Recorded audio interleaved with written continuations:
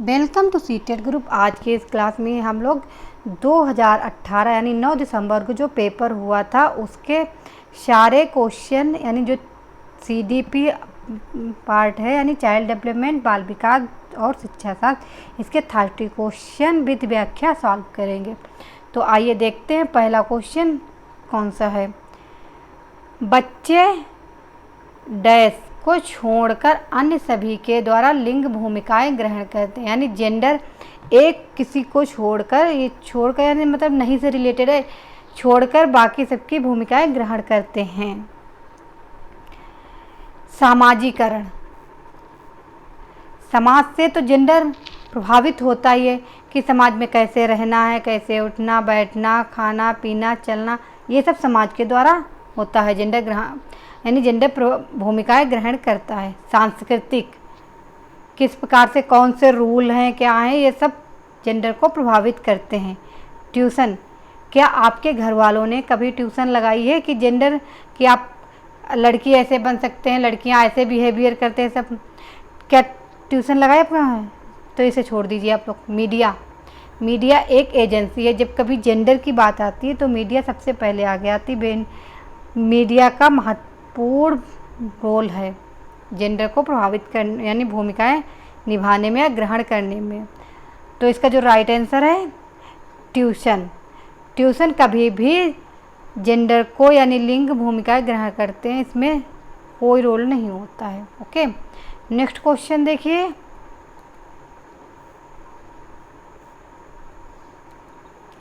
मानकीकृत परीक्षणों की आलोचनाओं में से एक यह है कि उनकी भाषा को समझना मुश्किल है।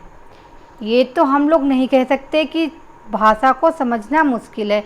जैसे कि जो पेपर आता है ये प्रीवियस ईयर का पेपर है, तो इसको तो समझना मुश्किल, इसकी जो लैंग्वेज है समझना मुश्किल नहीं है। अदरवाइज जो क्वेश्चन बनाते हैं उसकी हो सकता समझना मुश्किल हो, तो ये नहीं कह सकते। ओके, परीक्षा बड़ी आबादी पर लागू नहीं किया जा सकता। क्यों नहीं? कितने लोग पेपर देते हैं? बड़ी आबादी में भी पेपर देते, बहुत सारे लोग एक साथ बैठ के पेपर देते हैं, तो ये भी गलत है।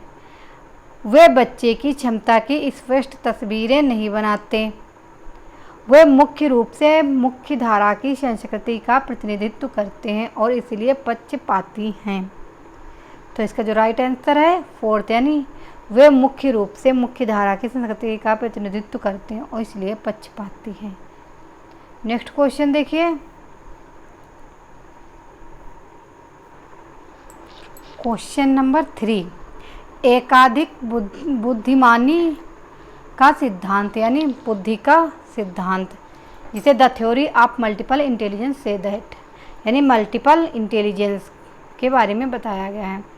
देखिए, बुद्धि कई प्रकार की होती है, ये तो बात सही है, बुद्धि कई प्रकार की होती है।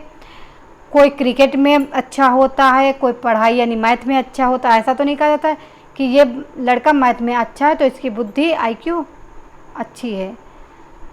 हर क्षेत्र में अलग अलग बुद्धि सब अपने उसमें अच्छे माने जाते हैं। पेपर पेंसिल परीक्षण सहायक नहीं है, ये तो नहीं कहा जा सकता। प्रभावी अध्यापन के द्वारा बुद्धि बढ़ाई जा सकती है। मतलब अध्यापन जब अच्छे प्रभावी अध्यापन होगा तो उसके द्वारा बुद्धि नहीं बढ़ाई जा सकती। बुद्धि एक फिक्स होती, बुद्धि धीरे धीरे चलती, कभी घटती कभी बढ़ती, कभी धीरे कभी तेज। बुद्धि तेजी से बढ़ाई जा सकती है, ऐसा भी नहीं है। बुद्धि तेजी से भी चलती, बुद्धि स्लो भी चलती, बुद्धि कई प्रकार से चलती है। तो इसका जो राइट आंसर है बुद्धि कई प्रकार की होती है, यानी इसमें हार्वर्ड गार्डनर ने बुद्धि 8 प्रकार की बताई है। ओके, ये NCERT की बुक में दे रखा है कि हार्वर्ड गार्डनर ने बुद्धि 8 प्रकार की बताई है। नेक्स्ट क्वेश्चन देखिए। क्वेश्चन नंबर 4, शिक्षक सीखने के लिए मूल्यांकन और सीखने के मूल्यांकन दोनों का उपयोग कर सकते हैं। बच्चे की सीखने की ज़रूरत को जानने और तदनुसार शिक्षा रणनीति का चयन करने में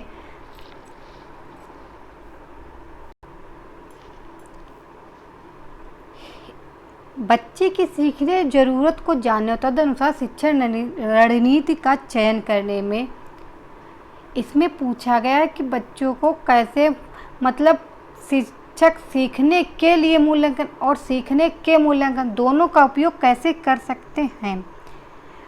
अवधि अंतरालों पर बच्चे के प्रदर्शन का आकलन करने और उसके प्रदर्शन को प्रमाणित करने में, बच्चों को प्रगति की निगरानी और उनके सीखने के अंतराल को भरने के लिए उचित यानी लक्ष्य निर्धारित करने में, बच्चों की प्रगति और उपलब्धि स्तर में जानने में, के और का यानी फॉर और एज दोनों का प्रयोग इसमें क्वेश्चन नंबर 4 में, इसका राइट आंसर 4 है। नेक्स्ट क्वेश्चन देखिए, क्वेश्चन नंबर 5, निम्नलिखित में से कौन सा सतत और व्यापक मूल्यांकन में से संबंधित नहीं है। तो इसमें आप लोगों को नहीं पर विशेष ध्यान देना है।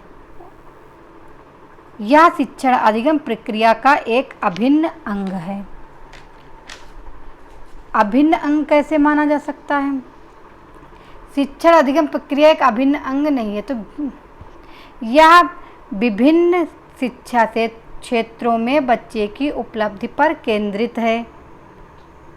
शिक्षा क्षेत्रों में बच्चे की उपलब्धि पर नहीं, बच्चों पर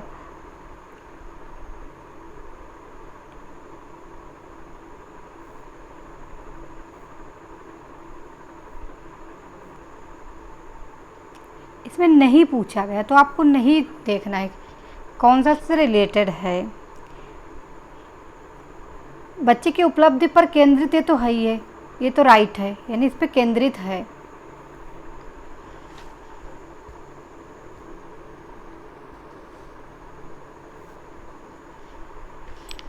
ओके, या बच्चों को धीमे, खराब या बुद्धिमान के रूप में चिन्हित करने में उपयोगी होता है। मूल्यांकन उपयोगी, इसे भारत के शिक्षा अधिकार अधिनियम द्वारा अनिवार्य किया गया है। सतत और व्यापक मूल्यांकन को एनसीईआरटी की बुक में पूरा विस्तृत दे रखा है कि ये अधिकार अधिनियम द्वारा अनिवार्य कर दिया गया है। तो इसका जो राइट आंसर है 3rd, यह बच्चों को धीमे, खराब, बुद्धिमान के रूप में चिन्हित करने में उपयोगी है। ऐसा नहीं है कि ये बच्चा स्लो है, ये ये कम बुद्धि वाला है, ये इसे चिन्हित, मतलब जब जैसे कभी टीचर स्कूल में पढ़ा रहा होता है क्लास में, तो बच्चे को एक कम बुद्धि वाले बच्चे आप खड़े हो जाइए, ऐसा नहीं बोलना है, तो चिन्हित नहीं कर सकते हैं। तो नहीं पूछा गया, तो नहीं ये है। 3rd क्वेश्चन इसका राइट आंसर है। नेक्स्ट क्वेश्चन देखिए, क्वेश्चन नंबर 6, बच्चों में प्रतिभाशालीता डैश के कारण हो सकती है। एक संसाधन समृद्ध वातावरण, सफल माता पिता, एक अनुशासित दिनचर्या, आनुवंशिकता और वातावरण के बीच एक अंतःक्रिया। कहने का मतलब बच्चे में प्रतिभाशालिता के कारण हो सकती है। एक समृद्ध, जब केवल वातावरण दोगे और उसका आनुवंशिकता अच्छा ना हो, केवल उसको अच्छा वातावरण, तब भी नहीं वो प्रतिभाशाली हो सकता है। सफल केवल माता पिता हों और उसका वातावरण ना मिले उस हिसाब से, तब भी नहीं हो सकता है। एक अनुशासित दिनचर्या हो कि आप बैठ के ही पढ़ो, आप घूमने ना जाओ, खेलने ना जाओ, तब भी प्रतिभाशाली बच्चा नहीं हो सकता। जब उसे आनुवंशिकता भी, मतलब उसके जीन्स जो हों वो भी हों और वातावरण भी उसे अच्छा मिले, तब वो बच्चा प्रतिभाशाली हो सकता है। तो इसका राइट आंसर जो है 4th इसका राइट आंसर है।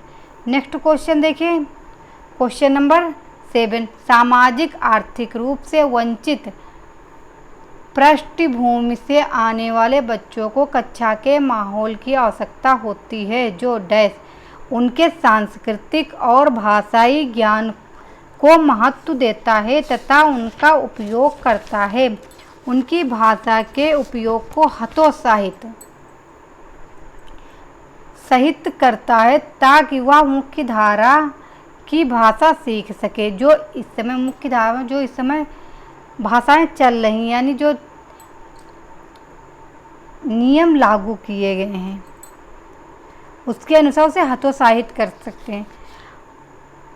बच्चों को उनकी क्षमता के आधार पर वर्गीकृत करना। कभी भी एनसीईआरटी ये नहीं कहता कि आप लोग बच्चे की क्षमताओं के आधार पर उन्हें वर्गीकृत करें, ऐसा कोई नियम नहीं है। उन्हें बच्चा व्यवहार सिखाता है। तो इसका जो राइट आंसर है, उनके सांस्कृतिक और भाषाई ज्ञान को महत्व देता तथा उनका उपयोग करता है। जो बच्चे का वंचित, जो मतलब पढ़ने पिछड़े वर्ग वाले बच्चे होते हैं, उनको कक्षा के माहौल की आवश्यकता होती है। उन्हें अच्छा माहौल देना चाहिए, भाषाई ज्ञान को महत्व देना तथा वो उनका उपयोग करता है। तो इसका राइट आंसर फर्स्ट है। Next question, question number 8। कक्षा में सृजनात्मक और प्रतिभाशाली बच्चों के लिए आवश्यक हस्तक्षेप निर्भर करता है डैश, यानी जो बच्चे सृजनात्मक होते हैं, क्रिएटिव चिल्ड्रन और प्रतिभाशाली, इनको आवश्यक हस्तक्षेप निर्भर करता है। उन्हें अतिरिक्त समय दिए जाने पर, उनके प्रति स्नेही होने के नाते पर, उन्हें अन्य बच्चों को पढ़ने की जिम्मेदारी, पढ़ाने की जिम्मेदारी देने पर। यानी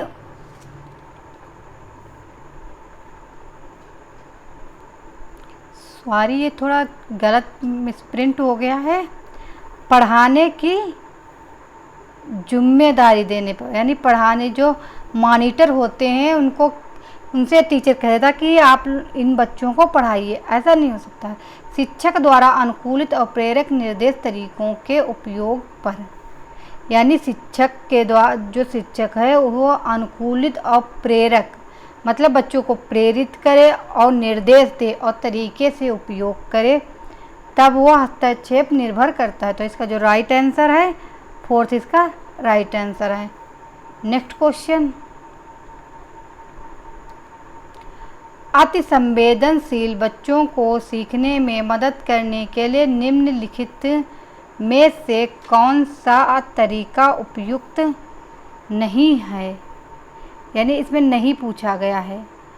आप लोग नहीं पढ़ोगे तब भी ये क्वेश्चन गलत हो जाता है। ओके, अधिगम के वैकल्पिक तरीकों की पेशकश।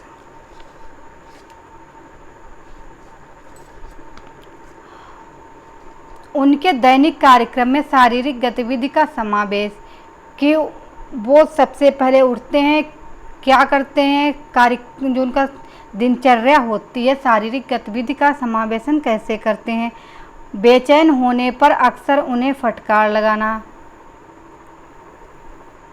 जब बच्चा कभी परेशान होता तो उसे फटकार नहीं लगाना चाहिए, उसको समझाना चाहिए कि आपने ये गलती की है, आप क्यों परेशान हो। इस टाइप से बच्चे के जो गार्जियन होते हैं उन्हें समझाना चाहिए। एक कार्य को छोटे प्रबंधीय खंडों में तोड़ना, ये तो सही है, ये भी सही है, ये भी सही है। इसका नहीं पूछा है तो थर्ड नंबर इसका सही आंसर है राइट, यानी बेचैन होने पर अक्सर उन्हें फटकार लगाना। नेक्स्ट क्वेश्चन, अलग अलग सोच वाले पैटर्न पर बच्चों की पहचान करते हैं जो डिसलेक्सिया हैं, सृजनात्मक हैं, प्रत्यास्थिति हैं, विकलांग हैं। डिसलेक्सिया ये पढ़ने लक्ष्य मतलब पढ़ने से रिलेटेड है। जब कभी बच्चे को पढ़ने में समस्या होती है तो उसको डिसलेक्सिया नामक बीमारी होती है।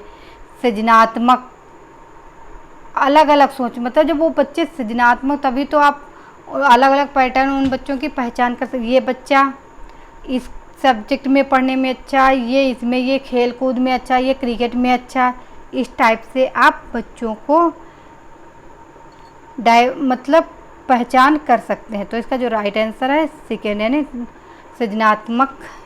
नेक्स्ट क्वेश्चन,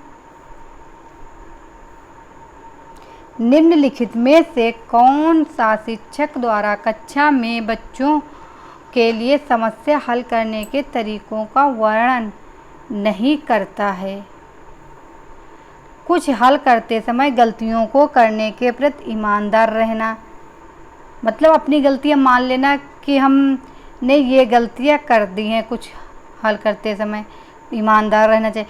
सोच, विचार, परीक्षण और विभिन्न उत्तरों जैसी शब्दावली का प्रयोग करना। अभिसरण उत्तरों के प्रश्न पूछना, मतलब उत्तरों के प्रश्न पूछना। किसी विशेष समस्या को हल करने के बारे में अपनी विचार प्रक्रियाओं पर चर्चा करना। तो इसका जो राइट आंसर है थर्ड, यानी अभिसरण उत्तरों वाले प्रश्न पूछना। नेक्स्ट क्वेश्चन देखिए, निम्नलिखित में से कौन सा एक संवेग है?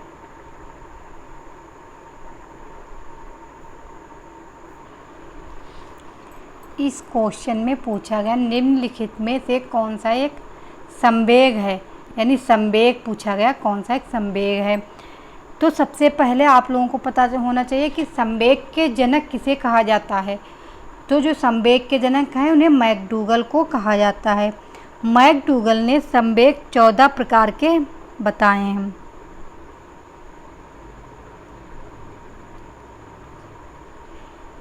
चौदह प्रकार की मूल प्रवृत्तियां बताई हैं जो संवेग से जुड़ी हुई हैं। ओके, जैसे कि डर, ध्यान, उत्तेजना, स्मृति। तो इसमें जो संवेग है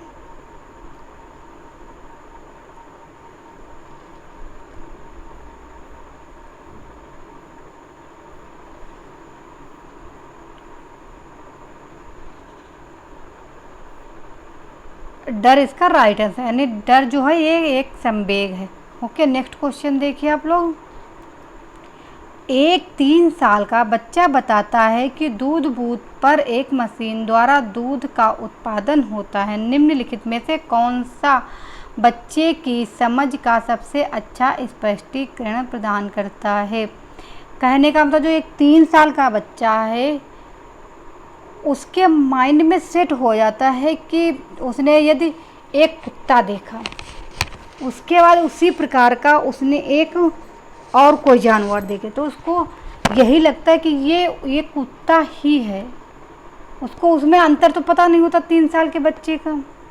जैसे कि बच्चे का जवाब दूध बूथ से दूध खरीदने के अपने अनुभव पर आधारित होता है। बच्चे ने गाय को कभी नहीं देखा, उसने गाय को कभी नहीं, लेकिन कुत्ते को उसने देखा तो माइंड में सेट कर लेता है कि इस कुत्ता ऐसा होता है, इसी प्रकार से गाय भी होती होगी। बच्चे का परिवार बच्चे को प्रेरक वातावरण प्रदान नहीं करता है। बच्चे की दुनिया का बहुत सीमित अनावरण ज्ञान होता है, मतलब जो छोटा बच्चा होता है उसका जो ज्ञान होता है वो सीमित होता है, उसमें धीरे धीरे डेवलपमेंट होता है। तो इसका जो राइट आंसर है बच्चे का जवाब दूध बूथ से दूध खरीदने के अपने अनुभव पर ही आधारित है। यानी उसने दूध की मशीन देखी थी, उसी प्रकार उसने बूथ की मशीन देखी, उसी से वो अपने अनुभव के आधार पर बताता है। तो इसका जो राइट आंसर है फर्स्ट इसका राइट आंसर है। नेक्स्ट क्वेश्चन देखिए, क्वेश्चन नंबर 14, निम्नलिखित में से कौन सा शिक्षक की भूमिका के सबसे अच्छा वर्णन करता है? एक शिक्षक को निर्धारित पाठ्यपुस्तक का पालन करना चाहिए, पाठ्यक्रम को समय पर पूरा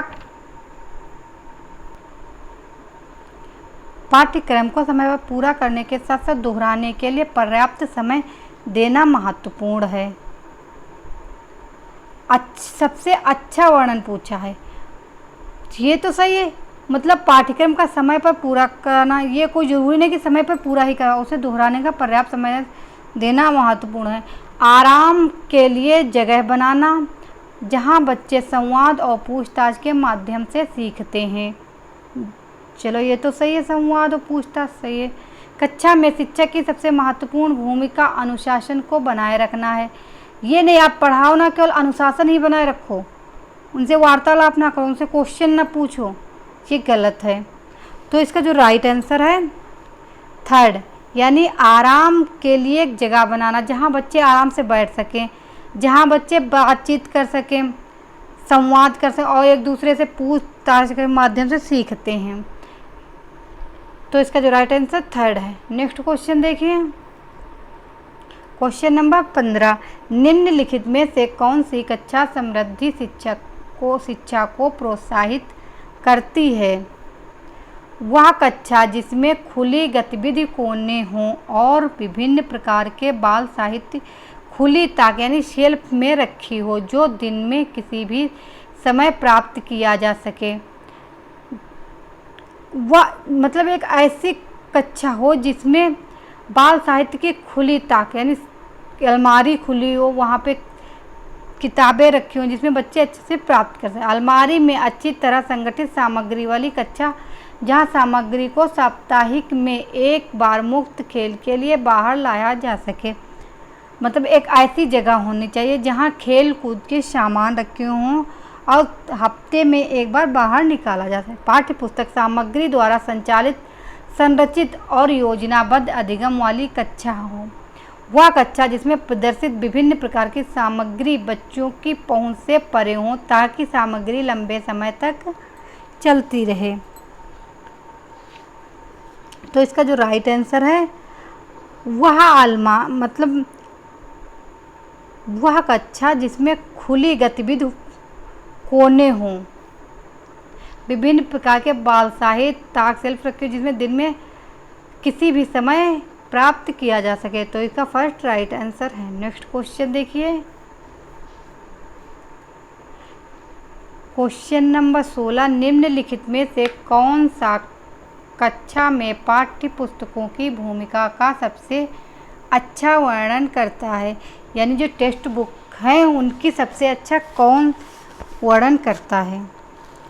वे एक राज्य या राष्ट्र में अधिगम में एकरूपता बनाए रखते हैं। ऐसा तो कोई जरूरी नहीं किसी के यहाँ चल रही तो वहाँ भी किसी भी राज्य दूसरे भी राज्य में एकरूपता बनाए रखे। वे अध्ययन के पाठ्यक्रम के बारे में शिक्षकों और माता पिता को मार्गदर्शन प्रदान करते हैं। वे संसाधन रहित संदर्भ में सबसे आवश्यक अधिगम संसाधन बनाते हैं।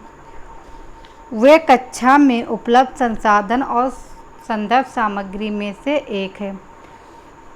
ये जो पाठ्य पुस्तकें हैं ये कक्षा में उपलब्ध संसाधन, कितने भी संसाधन, लेकिन जो पाठ्य पुस्तक है वो एक सामग्री में से एक है, मतलब बहुत महत्वपूर्ण है। तो इसका राइट आंसर फोर्थ है। ओके, नेक्स्ट क्वेश्चन देखिए, क्वेश्चन नंबर 17,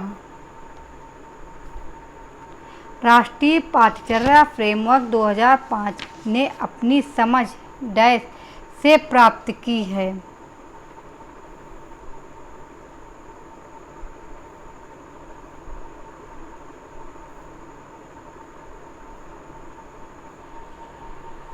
ये जो राष्ट्रीय पाठ्यचर्या फ्रेमवर्क 2005 ने अपनी समझ से प्राप्त की है, व्यवहारवाद, मतलब जो ये राष्ट्रीय पाठ्यचर्या फ्रेमवर्क है इसका जो कहने का मतलब है कि जो ये व्यवहारवाद होनी चाहिए, रचनावाद यानी रचनावाद होनी चाहिए कि जिसमें अनुभव, संगठन, स्कूल और स्कूल से बाहर यानी जीवन से रिलेटेड शिक्षा जोड़नी चाहिए। संज्ञानात्मक सिद्धांत होना चाहिए, मानवतावादी सिद्धांत। इसका जो राइट आंसर है यानी सेकेंड इसका राइट आंसर है। राष्ट्रीय पाठ्यचर्या फ्रेमवर्क 2005 का कहना है कि शिक्षा को बाहरी जीवन से भी जोड़ना चाहिए। सेकेंड इसका राइट आंसर है। नेक्स्ट क्वेश्चन देखिए, कक्षा में बच्चों को प्रेरित समझा जा सकता है यदि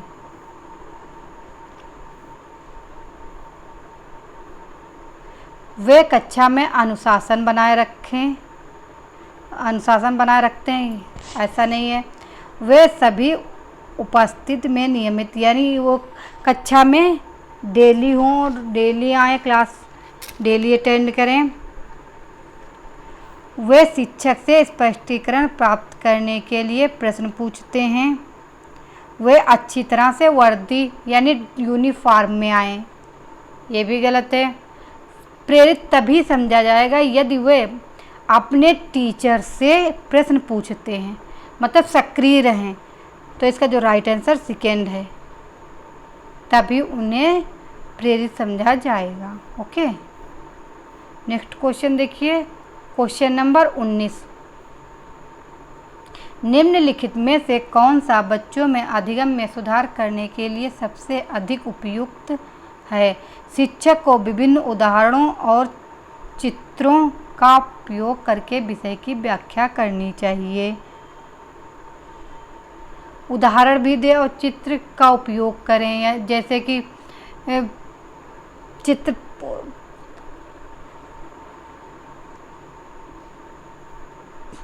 ब्लैक बोर्ड पे चित्र बनाएं, बच्चों को उदाहरण देके समझाएं। कक्षा में सभी प्रकार की शिक्षण सामग्री होनी चाहिए।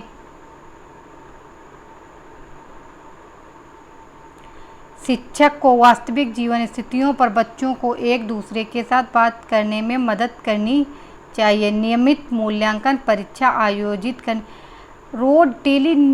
रोज परीक्षा नहीं आयोजित की जा सकती। तो इसका जो राइट आंसर थर्ड।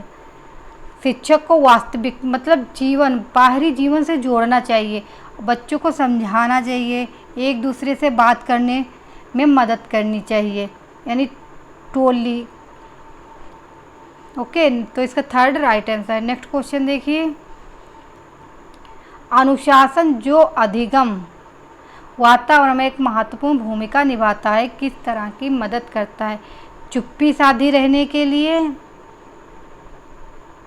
कि चुप रहे, क्लास में चुप रह के बैठिए, बच्चों शिक्षकों को निर्देश देने में, बच्चों को उनके पाठ रटकर याद करने में।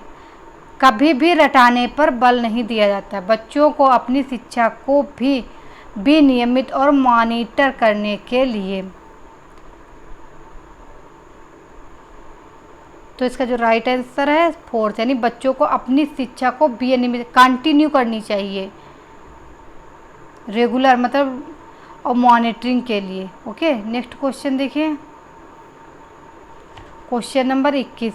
आनुवंशिकता और वातावरण की भूमिका के बारे में निम्नलिखित में से कौन सा कथन सत्य है? यानी हेरेडिटी और एनवायरनमेंट दोनों से रिलेटेड हो। सीखने और प्रदर्शन करने के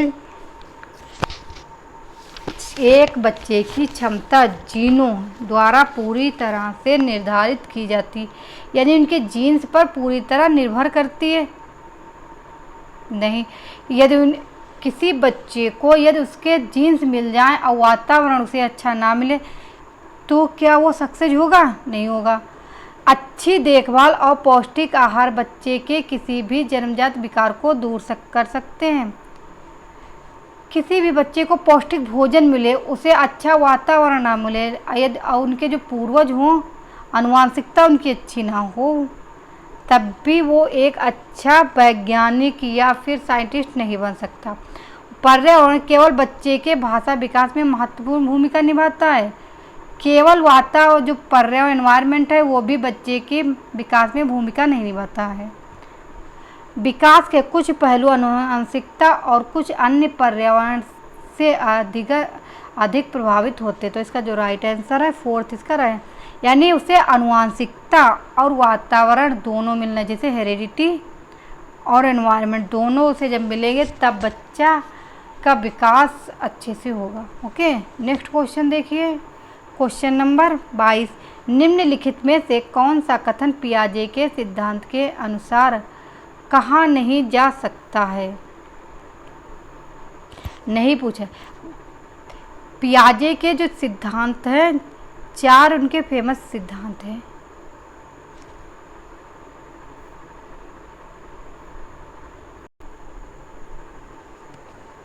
बच्चे अपने दुनिया के बारे में ज्ञान का निर्माण उपयोग करते हैं। एक कहावत है, बच्चे नन्हे वैज्ञानिक कहे जाते हैं, यानी माने जाते हैं। निरंतर अभ्यास करने से अधिगम होता है? नहीं होता है। क्या आप केवल अभ्यास करते रहें रोज और उनका अधिगम हो जाएगा? मतलब अभ्यास नहीं होगा। बच्चे अपने पर्यावरण पर क्रिया करते हैं? नहीं। विकास गुणात्मक चरणों में होता है? सही है। तो इसमें पूछा क्या, नहीं पूछा है, तो इसका जो राइट आंसर सेकेंड है, केवल अभ्यास से नहीं होता है। नेक्स्ट क्वेश्चन देखिए आप लोग,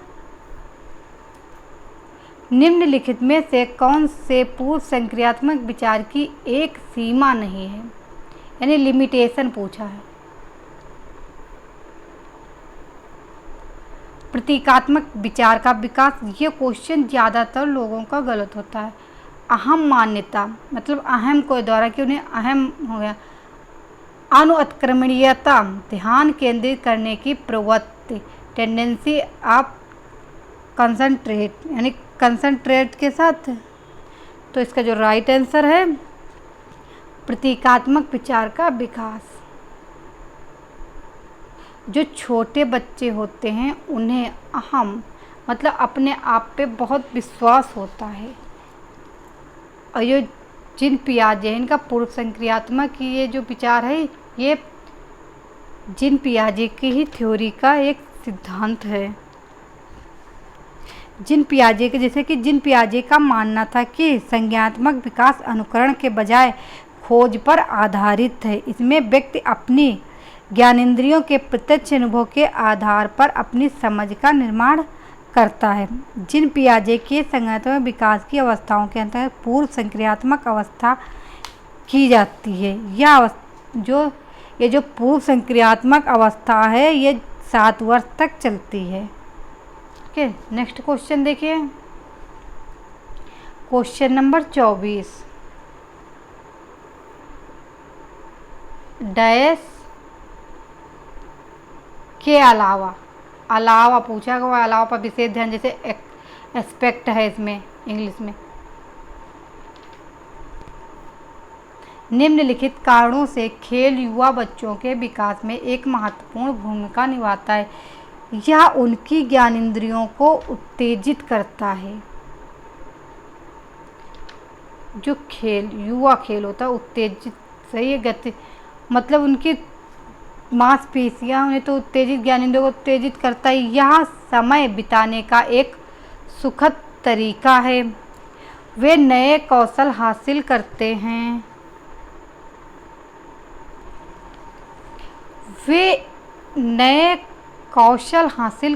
हैं। और सीखते कि उन्हें कब प्रयोग किया जाए। वे अपने शरीर पर निपुणता प्राप्त करते हैं। कहा नहीं जा सकता कि खेल बच्चों के लिए अति महत्वपूर्ण है, यानी जब वो बच्चे खेलते हैं उनकी मांसपेशियां, मस्तिष्क सब बहुत तेज़ी से डेवलप होता है। तो इसका जो अलावा पूछा है मतलब नहीं पूछा है। यह उनकी इंद्रियों को उत्तेजित करता है। खेल बच्चों की इंद्रियों को उत्तेजित करता है, यानी युवा हो चाहे बच्चे हो कोई भी हो। यह समय बिताने का सुखद तरीका, खेल तो कोई सुखद तो घर पे भी बैठ के मतलब गेम खेल लो, मोबाइल देख लो, टीवी देख लो, ये भी तो सुखद तरीका है, कोई ज़रूरी खेल हो। तो इसका जो राइट आंसर है सेकेंड, यानी यह समय बिताने का सुखद तरीका है। नेक्स्ट क्वेश्चन देखिए, क्वेश्चन नंबर 25, निम्नलिखित में से कौन सा प्रश्न बच्चों को गंभीर रूप से सोचने के लिए आमंत्रित करता है? सही जवाब क्या है? क्या आप इसी तरह की स्थिति के बारे में सोच सकते हो? विभिन्न तरीकों से हम इसे कैसे हल कर सकते हैं? क्या आप इसका उत्तर जानते हैं?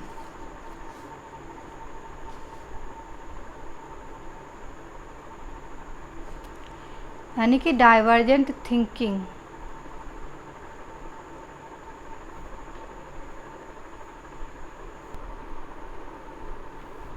सही जवाब हाँ या ना। इसके द्वारा बच्चों को गंभीर रूप से सोचने पे आमंत्रित नहीं करता। क्या आप इस तरह की स्थिति के बारे में सोच सकते हैं? नहीं है।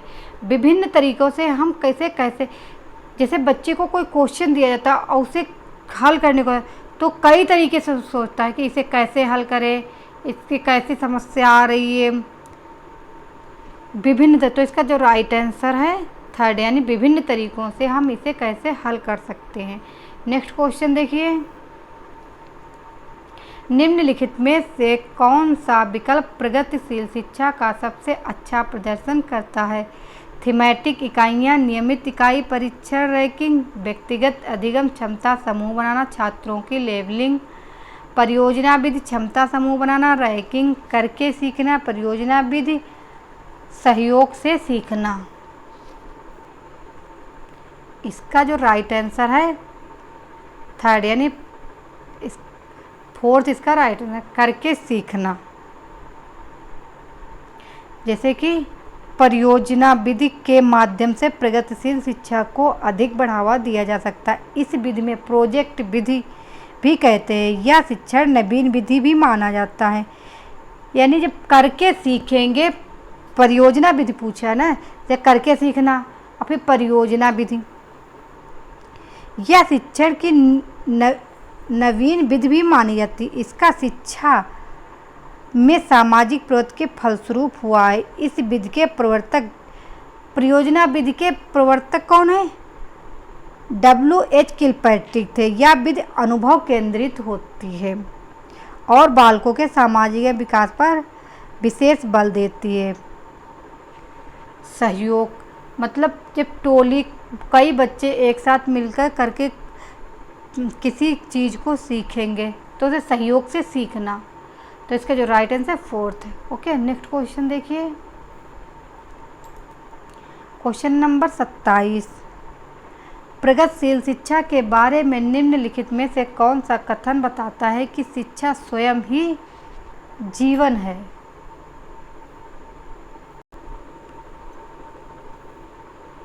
स्कूलों की आवश्यकता नहीं, बच्चे अपने जीवन के अनुभवों से सीख सकते हैं। स्कूल ना हो तो बच्चे कैसे सीखेंगे? केवल अनुभव से तो नहीं सीख सकते। स्कूलों में शिक्षा सामाजिक और प्राकृतिक दुनिया को प्रतिबिंबित करते हैं। जीवन सच्चा शिक्षक है। केवल जीवन हो और शिक्षक क्या खुद शिक्षक बन सकते हैं? यदि जब तक कोई टीचर नहीं होगा तब तक हम लोग मेरा मार्गदर्शन कैसे होगा? स्कूल शिक्षा को यथासंभव लंबे समय तक जारी रखना चाहिए। तो इसका जो राइट आंसर है, स्कूलों में शिक्षा सामाजिक और प्राकृतिक दुनिया को प्रतिबंधित यानी जानने में, नेचुरल वर्ल्ड जानने में मदद करते हैं। प्राकृतिक दुनिया जिसे नेचुरल वर्ल्ड बोलते हैं। सेकेंड इसका राइट आंसर। नेक्स्ट क्वेश्चन देखिए, कोहल वर्ग के सिद्धांत के योगदान के रूप में निम्नलिखित में से किसे माना जा सकता है। तो इसमें सबसे पहले आप लोगों को कोहल वर्ग का सिद्धांत पता होना चाहिए। कौन सा सिद्धांत? जो नैतिक विकास का सिद्धांत है, कोहल वर्ग का सिद्धांत माना जाता है। इस सिद्धांत में विस्तृत परीक्षण प्रतिक्रियाएं हैं। यह नैतिक तर्क और कार्रवाई के बीच एक स्पष्ट संबंध स्थापित करता है। उनका विश्वास है कि बच्चे नैतिक दार्शनिक होते हैं। उनके सिद्धांत ने संज्ञानात्मक परिपक्वता और नैतिक परिपक्वता के बीच एक सहयोग का समर्थन किया है। ये कोहल वर्ग का सिद्धांत माना जाता है, यानी संज्ञानात्मक विकास का सिद्धांत, परिपक्वता। फोर्थ इसका राइट आंसर है। नेक्स्ट क्वेश्चन देखिए, क्वेश्चन नंबर 29। निकटवर्ती विकास का क्षेत्र संदर्भित करता है। निकटवर्ती विकास का सिद्धांत यानी जोन ऑफ प्रॉक्सिमल डेवलपमेंट, उस विकासात्मक चरण को जब बच्चा सीखने के लिए पूरी जिम्मेदारी लेता है। एक संदर्भ है जिसमें बच्चे सहयोग के सही स्तर के साथ कोई कार्य लगभग स्वयं कर सकते हैं। यानी जब बच्चे को सहयोग मिलेगा तब वो मतलब सहयोग थोड़ा मिलेगा और कुछ अपने आप थोड़ा करेंगे तो उससे वो पूरा काम स्वयं कर सकते हैं।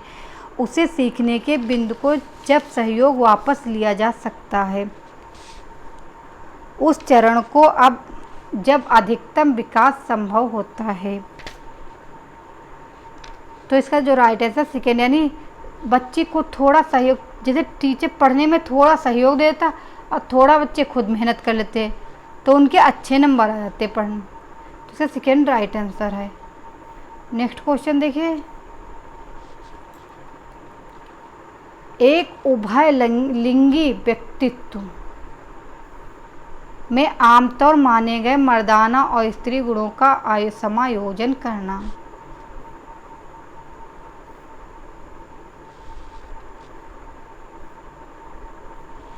अब सबसे पहले आप लोगों को पता होने उभयलिंगी होता क्या है।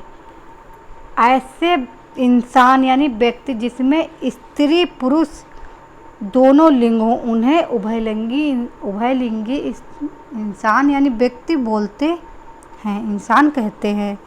जैसे कि मैं आमतौर माने गए मर्दाना और स्त्री गुणों का समायोजन, दोनों में मतलब दोनों का समायोजन हो, में दृढ़ और अहंकारी होने की आदत होने की तो कोई संभावना नहीं, समाज में प्रचलित रूढ़िवादी लिंग भूमिकाओं का पालन करता हो,